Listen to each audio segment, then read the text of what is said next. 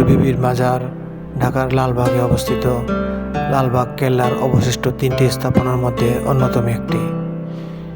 এখানে পরিবিবি সমাহিত আছেন।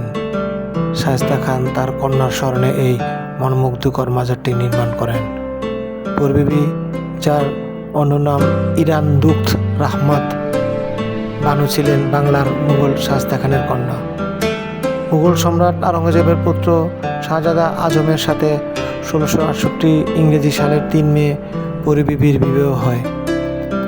1984 সালের পরিবিবির অকাল মৃত্যুর পর তাকে নির্মাণাধীন লালবাগ কেল্লার অভ্যন্তরে সমাহিত করা হয়। তার সমাধিস্থলকে চিহ্নিত করে পরিবিবি মাজার নির্মিত হয়। পরিবিবির মাজারের স্থাপনাটি চতুষ্কোণ। মাঝের একটি ঘরে পরিবিবির সমাধিস্থল এবং এই ঘরটি ঘিরে 8টি ঘর আছে। স্থাপনাটির ছাদ পাথরের তৈরি এবং 4 কোণে 4টি অষ্টকোণ মিনার এবং মাঝে একটি অষ্টকোণ গম্বুজ আছে। গম্বুজটির উপরে পিতলের আচ্ছাদন দেওয়া আছে।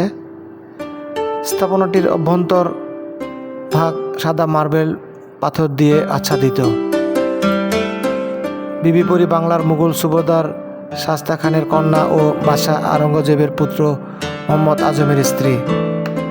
বাংলাদেশ সরকারের কাটরার ওয়াকফ পরিদপ্তর সংরক্ষিত শায়েস্তা খানের নিজস্ব ওসিয়তনামা থেকেই শায়েস্তা খানের কন্যা হিসেবে বিবি পরীকে ইরান দুখত রহমত বানু চিহ্নিত করা যায়।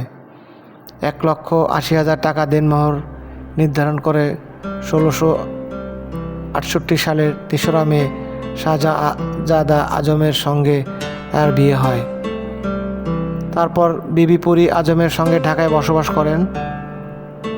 মবুরজিলিতে লিপিবদ্ধ একটি পত্র থেকে শাহজাদার সঙ্গে ইরান দুখত রহমত বানুর সুখী দাম্পত্য জীবন, অন্তঃপুরে তার প্রভাব এবং সর্বোপরি রাজনীতিতে তার বিচক্ষণ কর্মতৎপরতার প্রমাণ পাওয়া যায়। শাহজাদা আদম কর্তৃক 1678 সালে আরম্ভ করা লালবাগ দুর্গের নির্মাণ কাজ শায়েস্তা খান এর দ্বিতীয় দফা সুবাহদারির সময় 1679 থেকে 88 সাল চালিয়ে যান। কিন্তু 1684 সালে বিবি কন্যা পরিবিবির অকাল মৃত্যুতে তিনি দুর্গটি নির্মাণ একটি অশুভ লক্ষণ ভেবে বন্ধ করে দেন।